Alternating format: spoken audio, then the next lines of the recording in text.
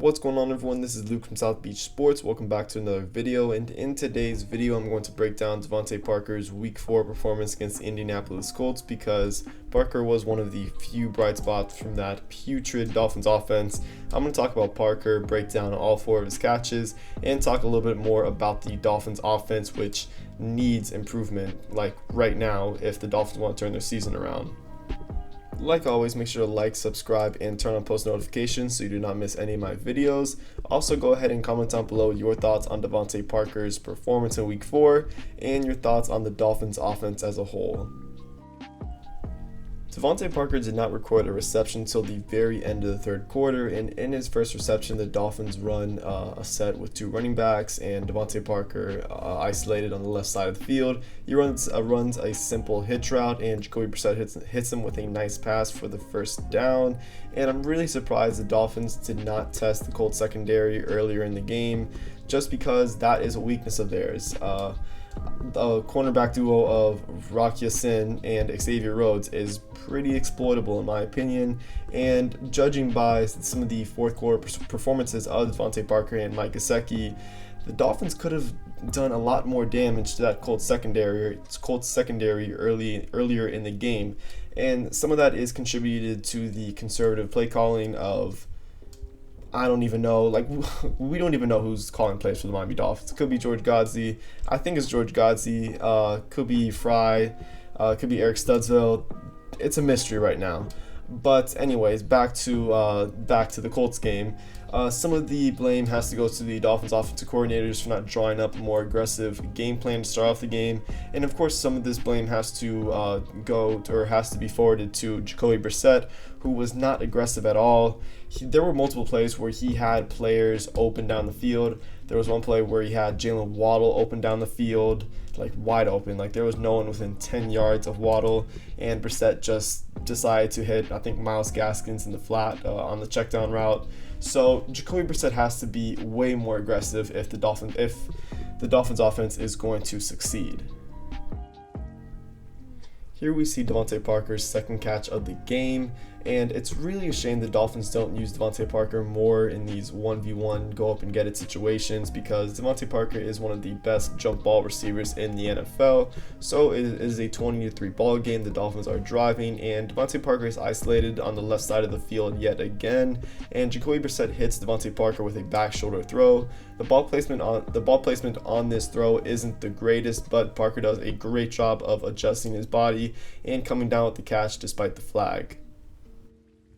Now a 27-10 ball game, and the Colts are only rushing 3 because why would they draw up one of their exotic blitzes when they're up 17 with 6 minutes left? But Jacoby Brissett does scramble out of the pocket, and this is something that I will give credit to Brissett for. He does pretty well, and I like that Brissett actually trusts his arm here, which he has pretty good arm strength, I would say. He doesn't always show it, but he does have pretty decent arm strength to go ahead and throw it deep.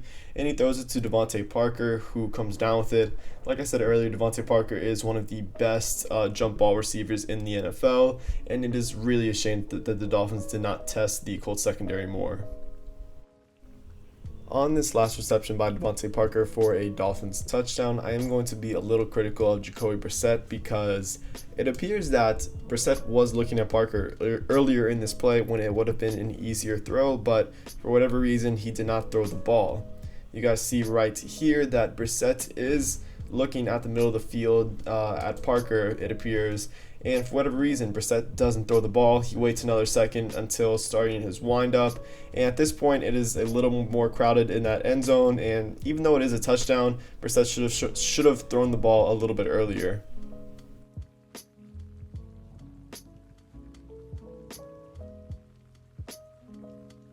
So at this point in the video, I want to talk to you guys a little bit about the Dolphins' ongoing issues on offense, because like I said earlier, the performance of that Dolphins offense the last 3 weeks since Tua's been hurt has been horrendous.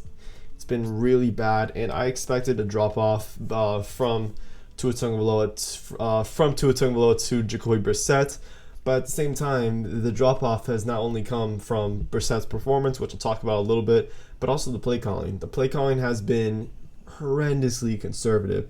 Been horrible. The only times that the Dolphins actually open up their playbook it's when they're behind late in games. If you remember against the Raiders, the Dolphins offense for most of the game was very anemic.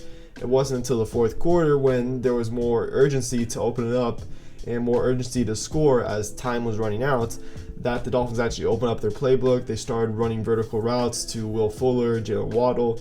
Like, the Dolphins have the weapons to score tons of points no matter who the quarterback is. You have Jalen Waddle. I was going to say Will Fuller, but he's hurt now. You have DeVante Parker. You have Mike Gesicki. You have Albert Wilson. You have guys that deserve more of a chance to make plays. Another thing that I'm just going to touch on a little bit, I don't understand why Myles Gaskin's only got 2 carries against the Colts on Sunday.